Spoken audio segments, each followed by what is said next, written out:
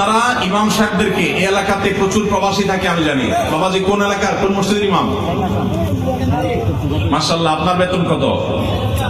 4000। এই কপালপড়া এলাকার কোন লোক আছে এখানে? আছে?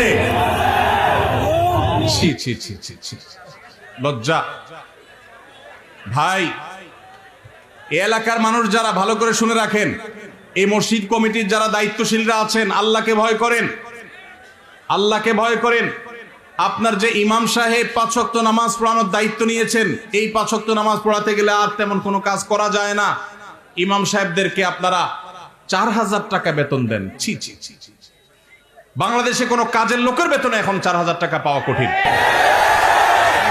ইমাম সাহেবদের এই অপমান, এটা কোন অবস্থাতে এলাকাবাসী সহ্য করা উচিত না। এই মসজিদ কমিটির বা এই মসজিদের মুসল্লিরা কেউ থাকলে হাত তোলেন। আমরা আসামি দেখতে চাই। আসামি কই? আসামি আছে এখানে? আল্লাহ তাআলা আমাদের ভাইদেরকে হেদায়েত দান করুন, আমরা দোয়া করি। ভাইদের প্রতি আমি আজকে আহ্বান করে রাখলাম, মেহেরবানি করে ইমাম সাহেবের বেতন বাড়াই দিবেন। এর আগে কুমিল্লার আরেক এলাকাতে এরকম ইমাম সাহেবদের অবস্থা। কুমিল্লা জেলার বদনামি করে ফেলবেন তো আপনারা।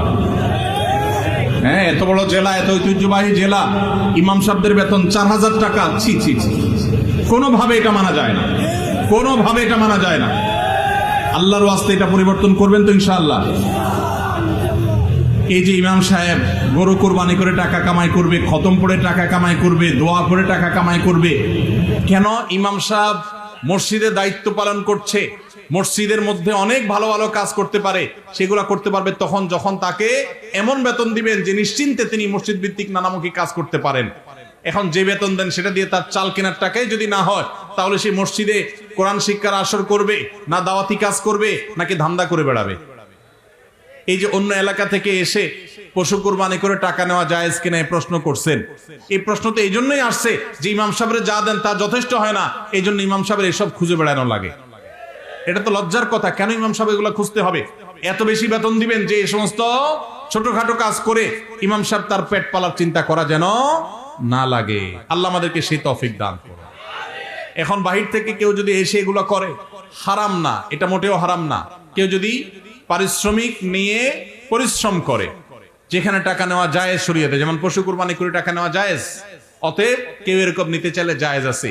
এলাকার ইমাম সাহেব নিবে, বাইরে কেউ আসতে পারবে না, এমন কোনো কথা নাই।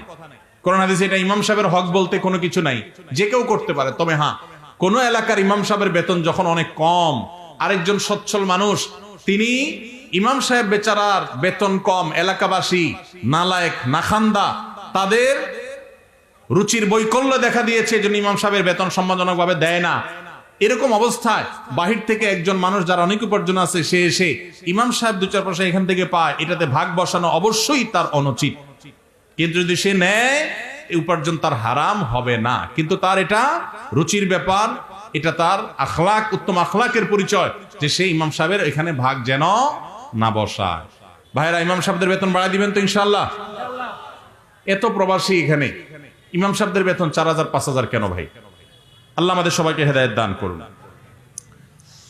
মসজিদের ইমাম সাহেবের জন্য টাকা কালেকশন করে সেই টাকা মসজিদের ফান্ডে জমা রাখা যাবে কিনা? ইমাম সাহেবের জন্য টাকা কালেকশন করে সেই টাকা মসজিদে রাখতে পারবেন কিনা? এই অপকর্মটা ঈদের সময় বেশিরভাগ ঈদগাহে, বেশিরভাগ মসজিদে হয়। টাকা তোলার সময় গামছা নিয়ে বলতেছেন ইমাম মুয়াজ্জিনের হাদিয়া দেন। টাকা উঠছে 20,000, ইমাম মুয়াজ্জিনের 10,000 ভাগ করে দিয়ে বাকিটা মসজিদে রেখে দিচ্ছেন। মসজিদ কমিটির লোকেরা পরিষ্কার একটা হারাম কাজ করলেন। মনে করছেন আল্লাহর ঘরের জন্য দুর্নীতি করলে আল্লাহ ছেড়ে দিবে না। টাকা তোলার সময় যদি ইমাম মুয়াজ্জিনের জন্য বলেন, তাহলে এটা ইমাম মুয়াজ্জিনকেই দিতে হবে, ওইটা মসজিদে রাখতে পারবেন না।